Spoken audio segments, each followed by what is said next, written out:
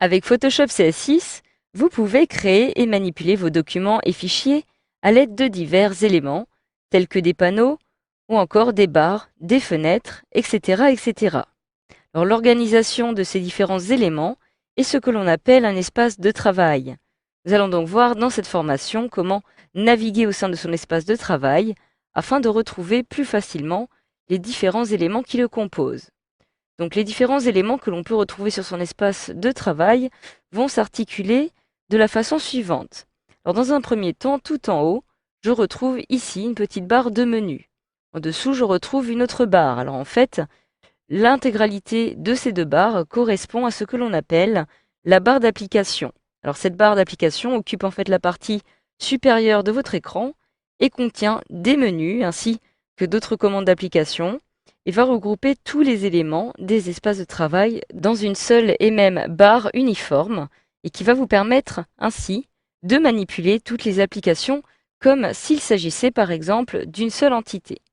Donc par exemple, si je retrouve cette petite barre de menu et que je souhaite accéder aux fonctionnalités spécifiques relatives au texte, il me suffit de me rendre dans le menu texte. Je clique sur texte et je peux donc accéder à ces différentes fonctionnalités. À droite, si je souhaite accéder aux fonctionnalités relatives au filtre, je peux me rendre dans filtre, etc., etc. Donc maintenant, au centre, en dessous, vous retrouvez ici votre espace de travail, la zone sur laquelle vous allez travailler.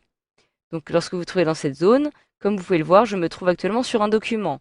Mais j'ai en fait deux documents qui sont actuellement ouverts. Alors ces deux documents ouverts vont s'organiser sous forme d'onglets. En effet, je me trouve actuellement sur le document qui apparaît ici de la couleur grise la plus claire. Mais si je souhaite accéder à mon deuxième document qui est ouvert, qui se présente ici sous forme d'onglet, il me suffit tout simplement de cliquer dessus pour pouvoir y accéder. Je clique alors une fois dessus et je viens donc d'accéder à ce document. Si je souhaite accéder au document précédent, il me suffit de cliquer dessus pour basculer à nouveau sur ce dernier. Alors maintenant, sur la gauche, vous retrouvez votre petit panneau outils. Comme vous pouvez le voir, celui-ci apparaît ici et vous allez pouvoir directement accéder aux outils de votre choix. Donc tous ces derniers sont présents dans cette petite liste et vous pouvez les retrouver puisque ces derniers sont sous forme d'icônes. Alors les panneaux d'outils vont en fait contenir tous les outils qui vont vous permettre de créer et de modifier des pages, des images, des illustrations, etc., etc. Et donc pour chaque outil, vous allez retrouver les outils connexes. Donc en fait, les outils connexes vont être regroupés. Si par exemple, je souhaite accéder aux formes de sélection qui se trouvent ici, il s'agit donc de la deuxième petite icône. Si je clique dessus une fois, automatiquement, j'ai accès à l'outil de rectangle de sélection. Mais si je souhaite faire apparaître les autres outils connexes, les autres outils qui vont me permettre par exemple de réaliser d'autres sélections possibles, avec des formes, il me suffit de réaliser un clic droit et je retrouve alors, en plus de l'outil rectangle de sélection qui est actuellement coché, je retrouve outil ellipse de sélection, outil rectangle de sélection une rangée ou outil rectangle de sélection une colonne. Donc pour faire apparaître les différents éléments connexes, il vous suffit à chaque fois de réaliser un clic droit sur ces derniers. Donc maintenant, pour chaque outil que vous allez sélectionner, donc je retourne par exemple sur l'outil rectangle de sélection, vous allez pouvoir faire apparaître les différentes fonctionnalités de ces outils.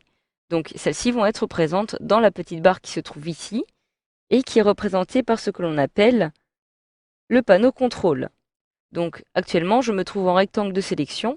Je vais retrouver ici toutes les fonctionnalités spécifiques à ce rectangle de sélection. Donc par exemple, je peux définir le style de sélection, comme vous pouvez le voir, mais aussi augmenter ou non en pixels le contour progressif de ce rectangle de sélection.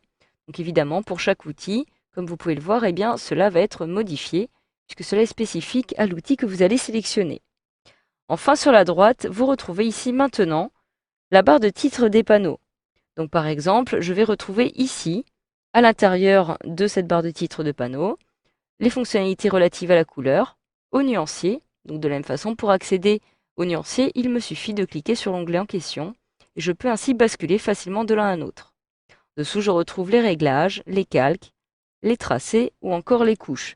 Vous avez donc en fait différents groupes de panneaux qui vont être regroupés de cette façon. Donc sous forme d'ancrage vertical, vous pouvez regrouper les différents panneaux de votre choix. Et donc vous apprendrez d'ailleurs dans une autre formation à personnaliser l'apparence de ces panneaux. Donc pour chaque panneau, vous retrouvez aussi tout en haut à droite, comme vous pouvez le voir, des petites flèches qui vont vous permettre de réduire chaque panneau à la taille d'une icône. En effet, si je clique sur la petite flèche, je peux réduire les panneaux ou décider de les développer comme ceci directement. Enfin, en dessous, vous retrouvez ici la petite barre d'état qui va vous permettre d'afficher certaines informations, comme ici vous pouvez le voir, par exemple le niveau de zoom ou encore des données relatives à chaque document. Par exemple ici la taille de votre document qui apparaît directement ici.